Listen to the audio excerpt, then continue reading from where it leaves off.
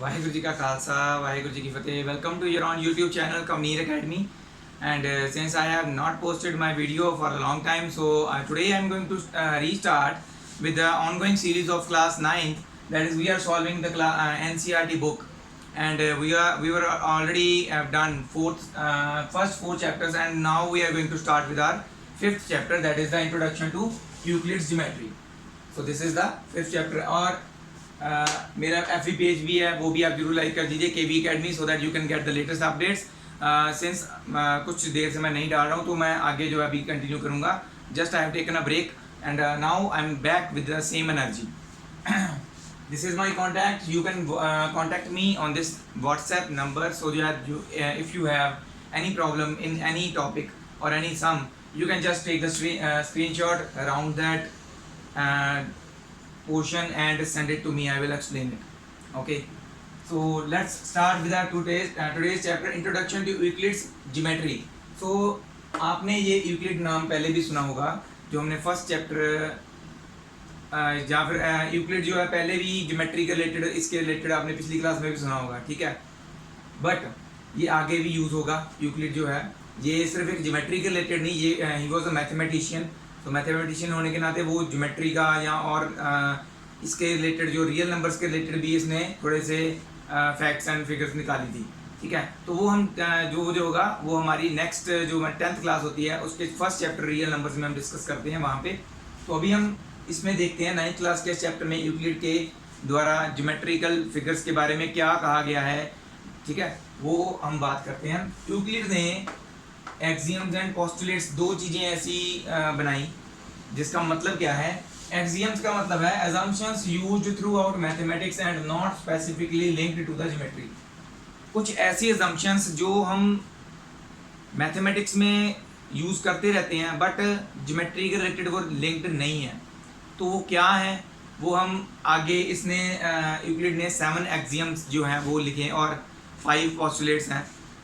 तो वो हम डिस्कस करेंगे. आपको अपने आप पता चल जाएगा कि वाकई में वो मैथमेटिक्स के रिलेटेड ज्योमेट्री के रिलेटेड तो नहीं है but mathematically they are correct. ठीक है, कुछ ऐसी अजम्पशंस वो हम डिस्कस करेंगे वो कैसे है.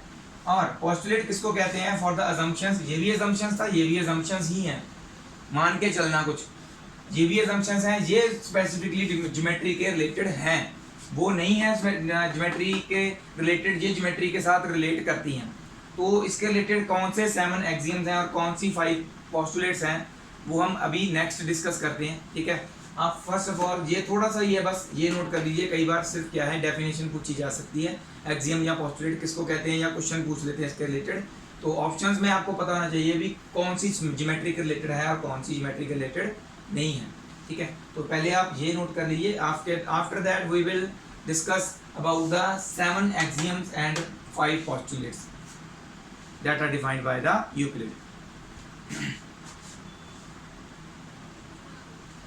तो अभी हम पहले बात करेंगे यूक्लिड की 7 एक्सियम्स की.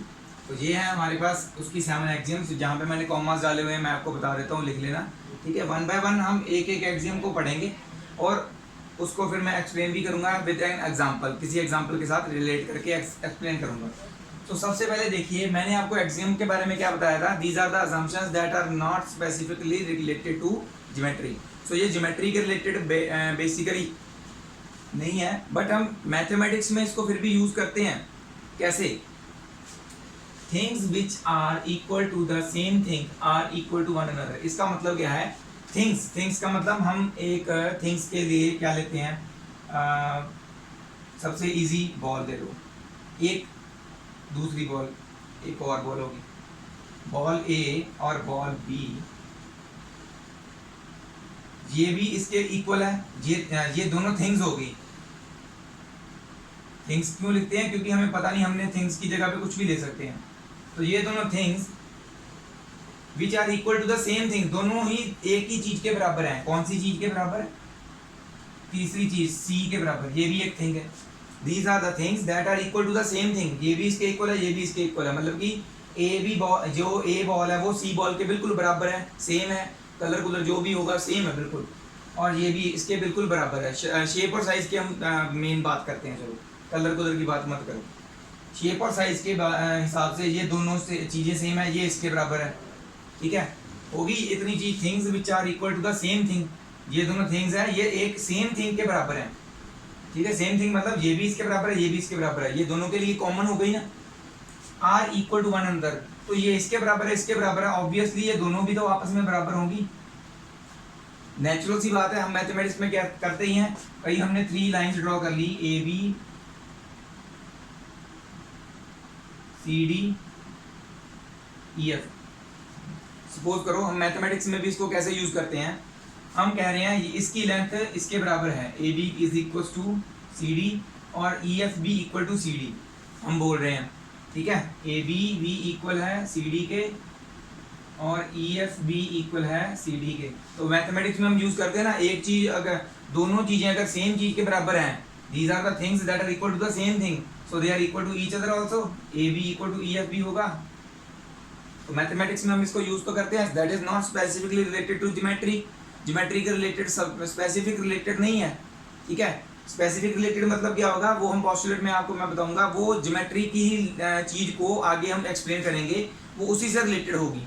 तो ये इसको जरूरी नहीं है कि ये स्पेसिफिकली ज्योमेट्री के साथ रिलेटेड हो, वैसे मैंने रिलेट करके बता दी, बट जरूरी नहीं होता, तो मैंने थिंग्स के रिलेटेड भी बताई है, ठीक है। तो वो जो हम पोस्टुलेट पढ़ेंगे वो ज्योमेट्री के रिलेटेड स्पेसिफिकली होंगे, ज्योमेट्री को ही एक्सप्लेन किया होगा, उसके ही कुछ फैक्ट्स को बताया होगा, ठीक है। ये हमारी थी पहली एक्सियम, ठीक है। उसके बाद आ जाती है if equals are added to equals, wholes are equal. अगर किसी दो इक्वल चीज़ों में और दो इक्वल चीज डाल देते हैं, तो दो जो चीज़ें पहले ही इक्वल थी और दोबारा इक्वल हो जाएंगी। मैं बताता हूँ कैसे। अगर किसी ने नोट नहीं किया था, नोट करना चाहते थे किसको मैंने कैसे एक्सप्लेन किया है, तो आप बैक करके स्क्रीन पॉज करके नोट कर लीजिए, ठीक है। सो नेक्स्ट जो हमारी है, if equals are added to equals, अगर इक्वल्स ऐड किए जाते हैं इक्वल्स में, सो सबसे पहले इक्वल्स क्या है, वही बॉल्स वाली एग्जांपल हम लेंगे, A ball is equal to B ball, दोनों हमारे पास ए और बी बॉल्स इक्वल दी हुई हैं, दीज आर इक्वल्स। ये कोई थिंग्स थी ऑलरेडी इक्वल हैं, इक्वल्स, इनमें कुछ इक्वल चीजें ऐड कर देते हैं। मैं कर देता हूँ एक एक बॉल दोनों के पास ए वाली और रख देता हूँ, या कोई और बॉल लिख लो, चलो ये रहने दो, सी लिख लो, दोनों में कॉमन चीज हमने ऐड कर दी, दीज आर द इक्वल्स, मतलब कि दोनों में सी एक जैसी चीज ऐड की है, ठीक है। दोनों ये ऑलरेडी इक्वल्स थे, इन दोनों में हमने एक जैसी चीज और ऐड कर दी, तो ये फिर होल्स, ये होल बन गया। होल मतलब वो होल मतलब वो वाला होल नहीं, ठीक है, दूसरा होल, मतलब होल का मतलब पूरा, ये पूरी चीज के बराबर होगी, wholes are equal, so this whole will be equal to the other whole, जो भी बन गया है ऐड करके उनको, ठीक है, समझ लग गई। होल्स आर इक्वल, यही चीज बोली है, if equals are added to equals wholes are equal. जैसे कि हम बात करते हैं, अब ज्योमेट्री के रिलेटेड भी बताता हूँ हम कैसे यूज करते हैं इसको, वैसे ऐसे तो एक्सप्लेन हो सकता है ना। अगर हमें बताया गया है A B is equal to C D है, ये लेंथ के बराबर है, दोनों में हम बी सी ऐड कर देते हैं, इसमें भी बी सी ऐड कर दिया और सी डी में भी बी सी ऐड कर दिया, सी डी के साथ बी सी ऐड हो गया। तो ये पहली वाली चीज है, A B plus B C क्या बन गया, ए सी, ये न्यू होल आ गया हमारे पास, होल थिंग बन गई ना, ये ऐड करके ये होल थिंग ए सी बन गई, और इन दोनों को ऐड किया बन गया B D, whole thing becomes B D, so these wholes are also equal. तो ऐसे हमने यूज करना है इनको अपने चैप्टर में, ठीक है। तो ऐसे मैं बताऊंगा कैसे कैसे यूज होता है, तो ये जस्ट एक्सप्लेनेशन था इसका, ये भी नोट कर लीजिए, ठीक है। अब हम करेंगे नेक्स्ट एक्सियम।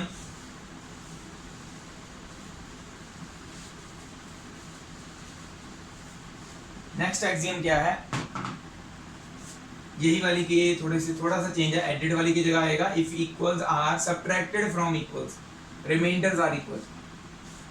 तो ऐसे ये जो एक्सियम्स है ना, ये याद करनी पड़ती हैं, पेपर में वो आ जाता है, आपको ब्लैंक आ जाएगी, यहाँ फिर ब्लैंक ब्लैंक तो आएगी आएगी, नीचे 4 ऑप्शन दिए होंगे अलग अलग, उनमें से आपने ढूंढना क्या होगा, उसमें भरा जाएगा। तो इसको याद करना बहुत जरूरी है। वही चीज़ है जो हमने अभी बात की। सपोज कर लो हमारे पास पूरी एक एक बॉल है, ए और बी हमें इक्वल दी हुई है, इक्वल अमाउंट ऑफ थिंग्स हम इनमें से माइनस कर देते हैं। मैं इसमें से एक बॉल सी, या फिर काट देते हैं इसको, जहाँ कुछ और लेते हैं बॉल्स की जगह पे, थोड़ा इजी हो जाएगा समझना। हमारे पास 5 kg की कोई बोरी है और दूसरी भी 5 kg की है, ठीक है। इन दोनों में से एक एक किलो हमने निकाल दिए। 5 kg में से 1 kg निकाल दिया, यहाँ से भी निकाल दिया।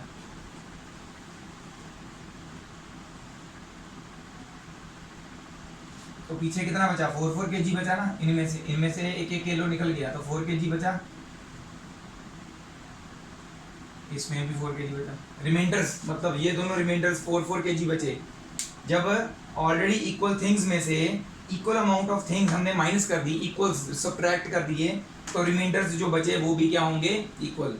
सो ये एजम्पशंस जो ली गई थी ये ऑलरेडी प्रूवन फैक्ट हैं जो हमने यूज़ करने हैं इन मैथमेटिक्स। सो इनको अलग से प्रूव करने की ज़रूरत नहीं है। ये चीज़ें कुछ मान के चले थे वो, तभी फॉर ज्योमेट्री को आगे हम इजीली एक्सप्लेन कर पाएंगे। तो ये है हमारे कुछ फैक्ट्स जो हम बात कर रहे हैं in form of axioms, Euclid's axiom. तो ये थी हमारी थर्ड वाली। फोर्थ वाली में आते हैं। जब हम क्वेश्चन करेंगे ना उसमें आपको इजीली पता भी चल जाएगा, अभी तो जस्ट एक्सप्लेन कर रहा हूँ। इसके रिलेटेड क्वेश्चन करेंगे जो पेपर में बहुत बार आते हैं, तो आपको इजीली समझ भी आ जाएगा। Things which coincide with one another are equal to one another. Coincide का मतलब क्या होता है, बिल्कुल एक दूसरे को छुपा लेती हैं जो चीज़ें। तो हमारे पास दो 5 रुपीज़ के सिक्के हैं सपोज करो, अगर हम इनको एक दूसरे के बिल्कुल ऊपर रख दें तो क्या होगा, हमें एक ही सिक्का नजर आएगा 5 का। अब अगर हम इसको बिल्कुल इसके ऊपर रख देते हैं, चाहे हम इसको आगे से देखें चाहे हम इसको पीछे से देखें, हमें प्रॉपर में अगर दूर से कोई ऐसे दिखाएगा तो हमें सिर्फ एक ही सिक्का नजर आएगा, ठीक है। यहाँ देखिए ये एक ही सिक्का नजर आ रहा है ना। कोइंसाइड का मतलब कहता है बिल्कुल एक दूसरे को छुपा लेना, ठीक है।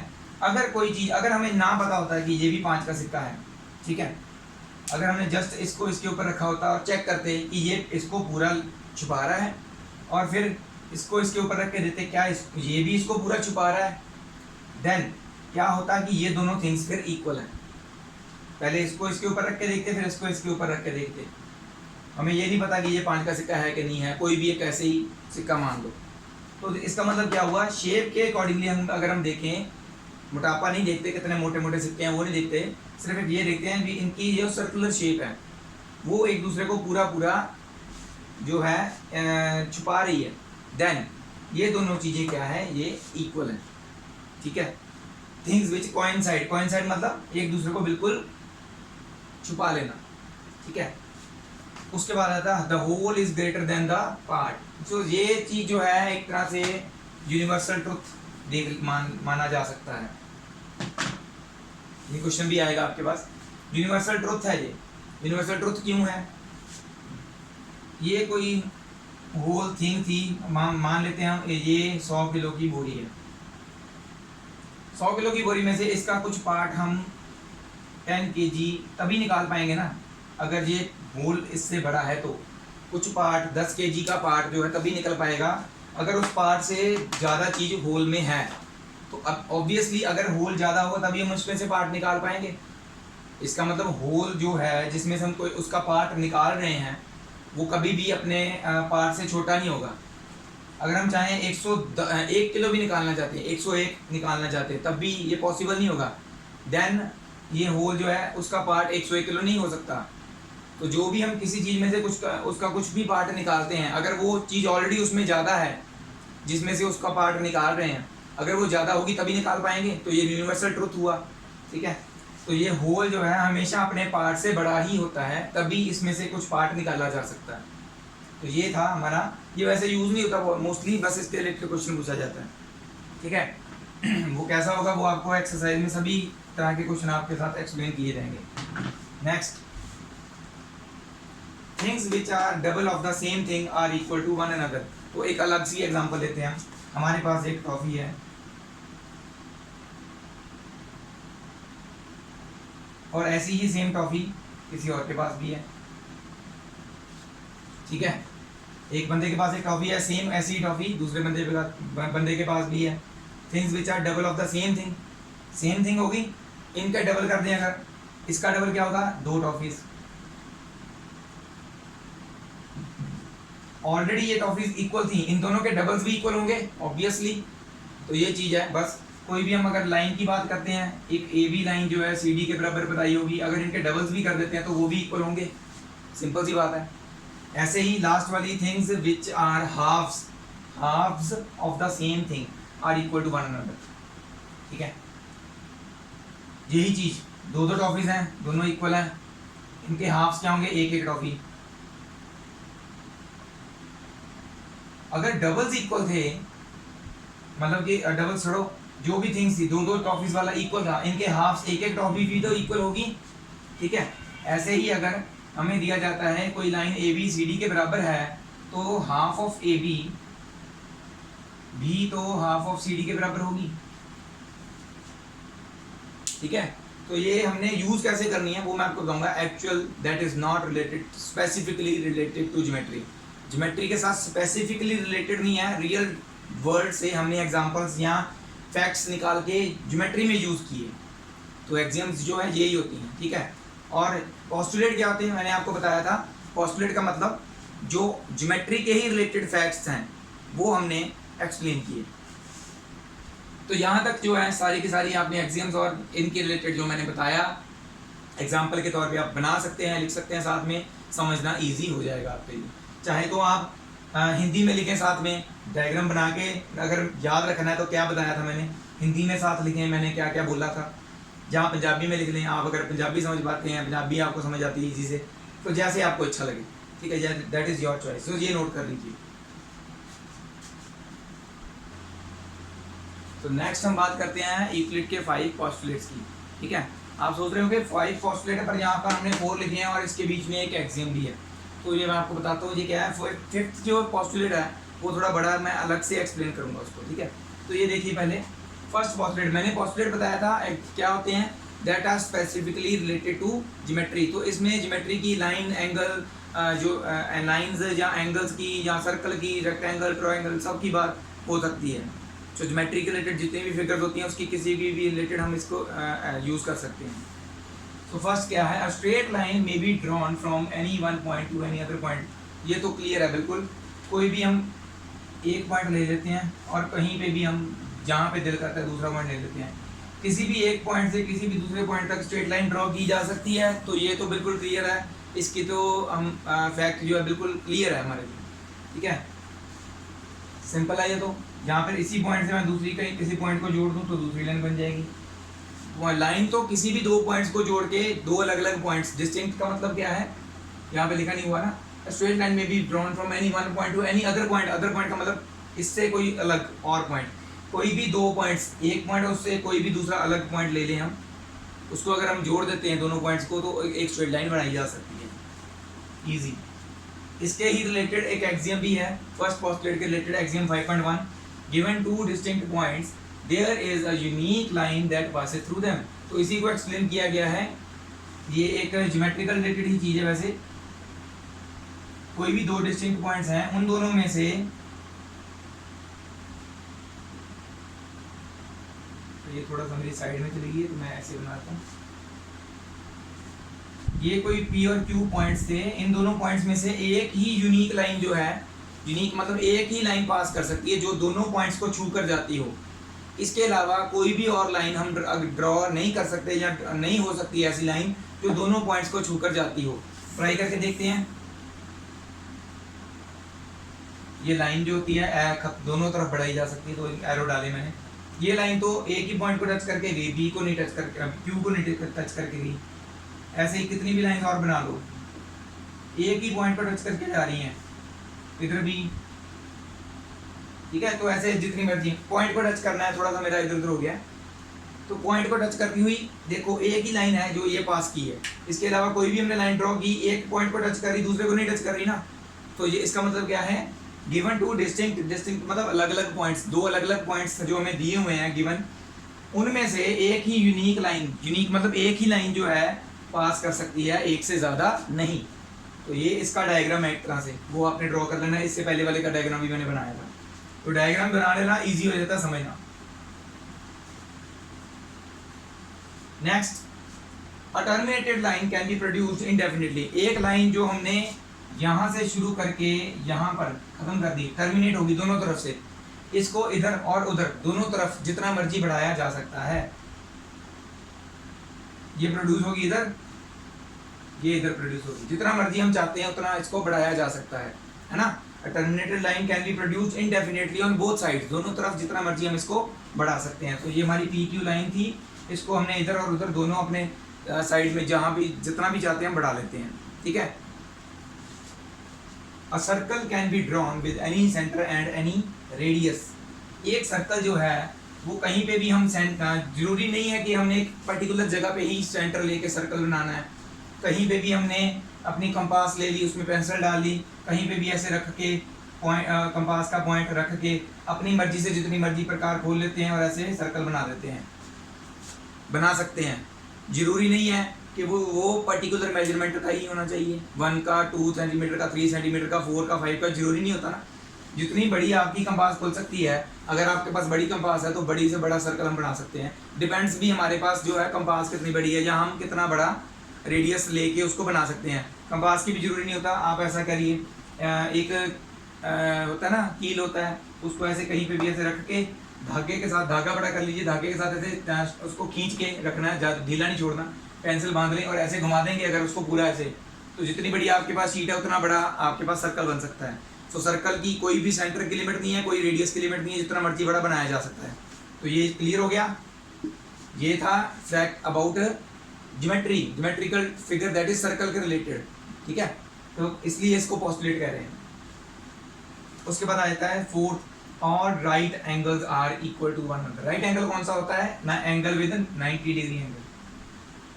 चाहे मैं इतना छोटा बना रहा हूँ, चाहे मैं इतना बड़ा बना रहा हूँ, चाहे इतना सा बना रहा हूँ, चाहे जितना मर्जी बड़ा चाहे जितना मर्जी छोटा बनाए, सभी एंगल्स तो 90 डिग्री रहेंगे ना। फर्क क्या है, जैसे हमने लाइंस जो हैं इनकी रेज वो हमने छोटी बड़ी कर दी, एंगल तो 90 डिग्री है ना, सो सभी 90 डिग्री एंगल्स इक्वल हुए। डिपेंड क्या करता है, हमने कितनी बड़ी रेज से उनको बनाया, बस वो हम पे डिपेंड करता है कि हम कितना एंगल चाहते हैं, ठीक है, हमें कौन सी फिगर बनानी है। तो ये हो गया हमारे 4 पोस्टुलेट। नेक्स्ट जो 5th पोस्टुलेट है वो हम अभी एक्सप्लेन करेंगे। आज के लिए इस वीडियो में हम सिर्फ इंट्रोडक्शन ऑफ यूक्लिड ज्योमेट्री ही अच्छी तरह से करेंगे, ठीक है। जो हमारा नेक्स्ट वीडियो हम करेंगे अपलोड, उसमें मैं आपके लिए फर्स्ट एक्सरसाइज हो सके तो सेकंड एक्सरसाइज भी, 2 ही एक्सरसाइज है इसमें, दोनों कंप्लीट करके चैप्टर को खत्म कर देंगे, ठीक है। तो ये आप नोट कर लीजिए, 4 पोस्टुलेट, 5th पोस्टुलेट मैं आपको एक्सप्लेन करने वाला हूँ, ठीक है।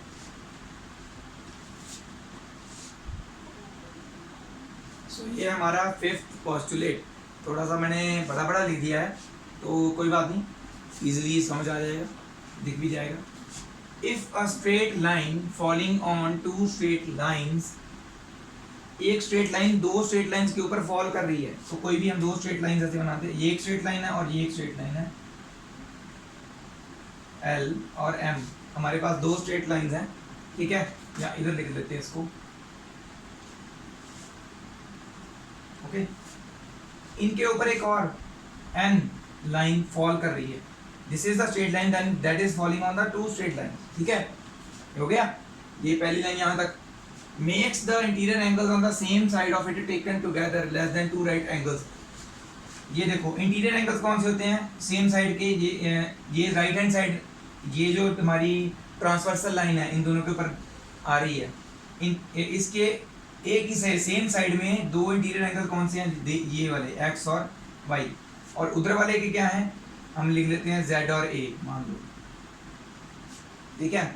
Makes the interior angles on the same side of it taken together, together का मतलब ऐड, दोनों को अगर ऐड कर देते हैं, लेस देन 2 राइट एंगल्स, जिस साइड पे दोनों का सम 2 राइट एंगल्स, मतलब एक राइट एंगल कितना होता है 90, तो 2 राइट एंगल कितने होंगे 90 प्लस 90 इक्वल्स टू 180। मतलब कि इन दोनों को अगर हम जोड़ के चेक करते हैं, इनका सम जो है 180 से लेस देन किधर आ रहा है, इधर आ रहा है कि इधर आ रहा है, 180 से कम देखना है इन दोनों का सम। जिस साइड पे 180 से कम आ रहा होगा सम दो एंगल्स का, इंटीरियर एंगल्स का, उस साइड पे less than two right angles, then the two straight lines, वो दो स्ट्रेट लाइन जो एल एंड एम है, इफ प्रोड्यूस्ड इनडेफिनेटली, अगर हम उनको प्रोड्यूस करते हैं आगे इनडेफिनेटली, मतलब बिना कोई बाधा के, बिना किसी बाउंड्री के, अगर हम उसको आगे बढ़ाते जाते हैं, इसको भी बढ़ाए जाएंगे। तो ये देखो यहाँ पे मीट कर गई, मीट ऑन दैट साइड, जिस साइड पे दोनों एंगल्स, इंटीरियर एंगल्स का सम 180 से कम है, उस साइड पे अगर हम उन स्ट्रेट लाइंस को आगे बढ़ाते हैं तो उसी साइड पे वो स्ट्रेट लाइंस एक पॉइंट पे जाके मीट करेंगी। ठीक है, यही है फिफ्थ पोस्टुलेट, ऑब्वियस सी बात है। ठीक है,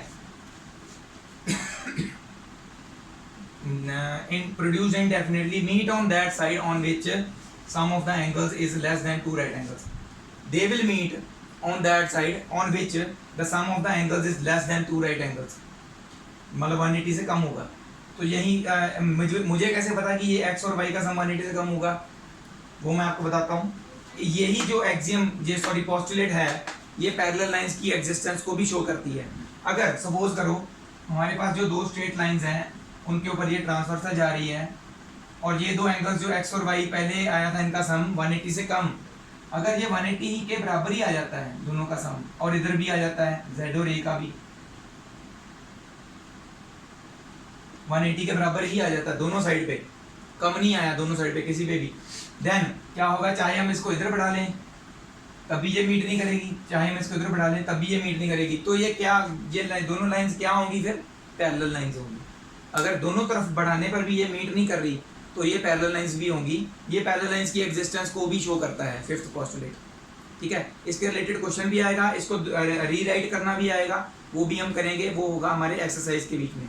ठीक है, 5.1 और 5.2 दोनों एक्सरसाइज है, दोनों एक्सरसाइज के बीच में जो भी मैं आपको चीज़ें छोड़ रहा हूँ वो अपने आप ही उसमें आ जाएंगी। ठीक है, तो ये अभी फिलहाल के लिए आप नोट कर लीजिए। ठीक है, दिस इज अवर एग्जांपल 1। एक और एग्जांपल है, उसके बाद हमारी जो है 5.1 एक्सरसाइज शुरू होती है, वो हम नेक्स्ट वीडियो में करेंगे। एग्जांपल्स जो हम कर लेते हैं इसमें। फर्स्ट एग्जांपल क्या कह रही है, if A B and C are 3 points on a line and B lies in between A and C, then prove that A B plus B C is equal to A C. So figure हमें already given थी तो मैंने बनाई नहीं अभी। कहते हैं अभी ए बी और सी अगर एक ही लाइन के ऊपर 3 पॉइंट्स हैं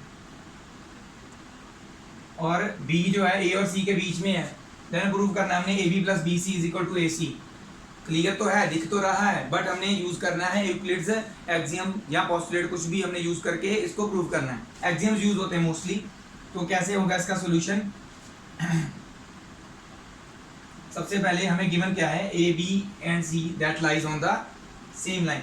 सो सीधा सीधा जो है, अगर हम, मैं इसको थोड़ा सा एक्सप्लेन करने के लिए बताता हूँ, अगर हमारे पास बी लाइन ना होती, ऐसे ही एक ए सी लाइन होती, ठीक है, ए सी को पूरा इसके ऊपर रखेंगे तो वो इसको क्या करेगी, पूरा पूरा हाइड कर लेगी, कोइंसाइड कर लेगी, पूरा पूरा छिप जाएगी इसके पीछे। या फिर इसको इसके ऊपर रखते हैं तो भी ये पूरा पूरा छिप जाएगी, क्योंकि ये पूरी दोनों लेंथ्स जो है वो बराबर है। तो हम कैसे लिखेंगे, सीधा लिखेंगे यूजिंग एक्सियम। एक्सियम कौन सी हम यूज करेंगे, यहाँ पे ये भी लिखेंगे from the figure it is clear that AB plus BC coincide कर रही है किसको, AC को, या AC को कर रही है coincide AB plus BC को, पूरा पूरा हाइड कर सकती है। देन एक्सियम कौन सी यूज करेंगे, then using axiom things which coincide one another are equal to one another। जो चीज़ें एक दूसरे को पूरा पूरा कोइंसाइड करती हैं, छिपा लेती हैं, तो वो दो चीज़ें दोनों हैं एक दूसरे के साथ इक्वल होंगी। So it is we can say, या फिर सो सीधा लिख दो A B plus B C is equal to A C, hence prove. बस एक एक्सियम यूज करके हमने इसको प्रूव करना था। तो ये हम वैसे तो एक्सियम क्योंकि हम कर रहे हैं ये चैप्टर, तभी एक्सियम यूज करने की जरूरत पड़ी है, अदरवाइज तो सीधा भी लिख सकते थे हम, क्योंकि दिख रहा है वो तो फिगर से। तो यहाँ पे एक्सियम लिख के बतानी है हमने कौन सी एक्सियम यूज करके हमने इसको प्रूव किया, ठीक है, कौन सा फैक्ट यूज करके। तो ये हो गया हमारा सोल्यूशन फर्स्ट एग्जाम्पल का। ऐसे ही एग्जाम्पल सेकंड में हम करते हैं।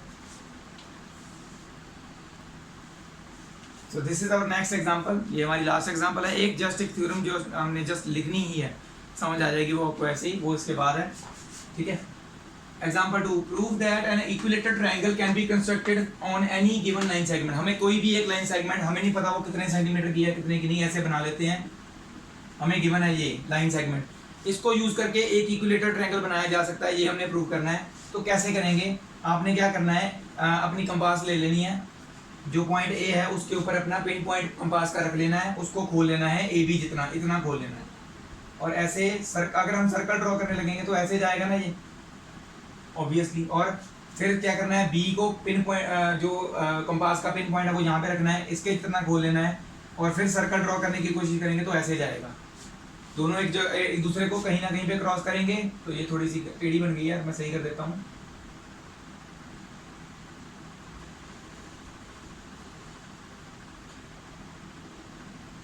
ठीक है, ऐसी बनेगी, चलो आपकी सही बनेगी।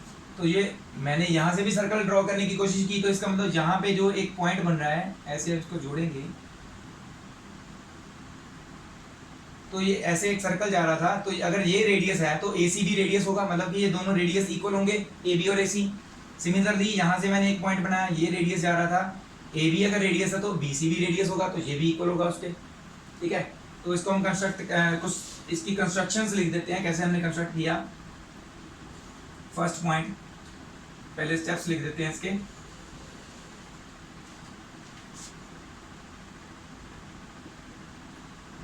Given line segment A B of any length, हमें कुछ प्रॉपर लेंथ नहीं पता, कुछ भी लेंथ की आप एक ए बी लाइन ड्रॉ कर लें, ठीक है। उसके बाद आपने क्या किया था, ए को सेंटर माना था और ए बी जितना रेडियस था हमारा, taking A as centre and radius equal to, कितना था हमारा radius A B. Draw an arc, ये हमारी जो पूरा सर्कल नहीं बना, आधा बना है, तो इसको आर्क बोलते हैं। थर्ड आ गया पॉइंट। अब बाद में हमने क्या किया था, टेकिंग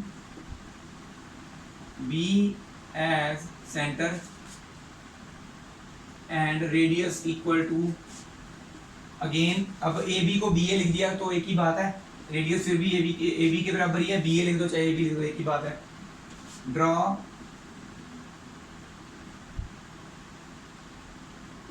अनदर आर्क, एक और आर्क बनाई हमने, इंटरसेक्ट कर रही है, इंटरसेक्ट का मतलब क्या होता है, कट कर रही है।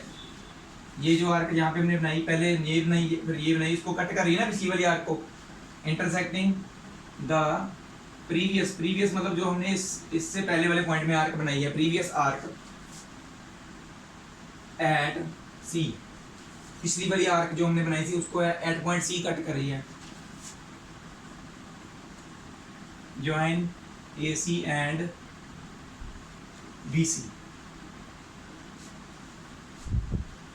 तो क्या बन गया, triangle A B C is the required equilateral, पूरा लिख लेना है, इक्विलेटरल ट्रायंगल, ये आपने पूरा लिख लेना, मैंने छोटा लिखा। अभी तो ये जस्ट हमने किया है कंस्ट्रक्शन, अभी प्रूव भी करना है इसको। कैसे करेंगे, from construction A B is equal to A C and A B is equal to B C, दोनों ए बी ए सी के बराबर भी है, ए बी बी सी के बराबर भी है, क्योंकि हमने ए बी ऐसे रेडियस लेके ऐसे आर्क बनाई थी, तो यहाँ पे एक पॉइंट अगर हम जोड़ते हैं तो वो रेडियस ही होगा सर्कल का उतना पार्ट, चाहे हमने थोड़ा सा ड्रॉ किया है। यहाँ पे भी देखिए सेम लेंथ ए बी हमने ली थी, बस सेंटर चेंज किया था, तो ये इधर जाएगा तो जे बी इसके बराबर हो गया ए बी के, ठीक है। तो दोनों क्या है, इसके आगे रीजन लिखना होता है, तो मैं थोड़ा सा एरो डाल के यहाँ पे लिखता हूँ, बिकॉज ये क्या है, रेडियाई ऑफ सर्कल, और हम क्या कह सकते हैं, आर्क, जो हमने आर्क ड्रॉ की है उसका रेडियस है, ये दोनों रेडियस है। इसके बाद यूजिंग एक्सियम, कौन सी एक्सियम यूज करेंगे, these are the things A C and B C they are equal to the same thing, A B के बराबर है, थिंग्स विच आर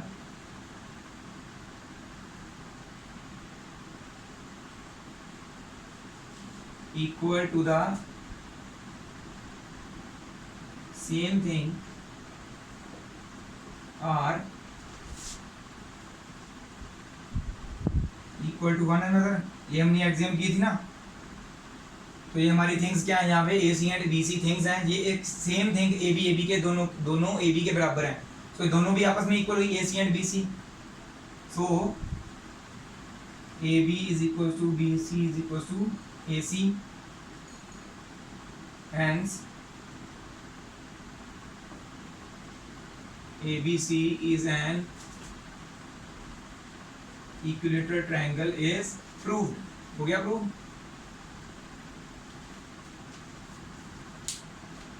तो ऐसे इसको प्रूव करना है, ठीक है, तो ये आप नोट कर लीजिए। एक्चुअल में तो यही एक पार्ट है जो एक जरूरी सॉल्व करना है, एक्सियम लिखनी, स्टेप्स अगर आप नहीं भी लिखते हैं तो वैसे क्लियर होता है, पर लिख देंगे तो ज़्यादा बढ़िया, तो ये नोट कर लीजिए।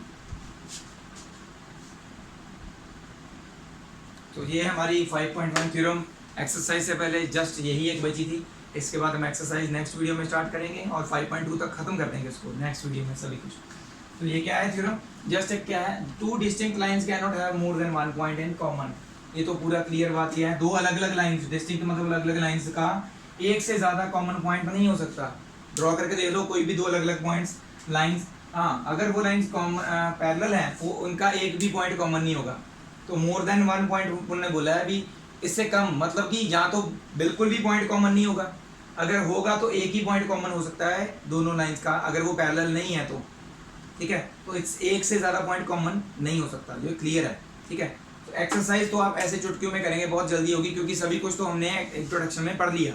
आपने जस्ट एक्सरसाइज में क्या करना है, आंसर्स देने हैं जी, सीधा सीधा, ठीक है। तो आज की वीडियो हम यहीं पे खत्म करते हैं, अगली वीडियो हम स्टार्ट करेंगे with exercise 5.1 and we will end that video with the completion of the chapter.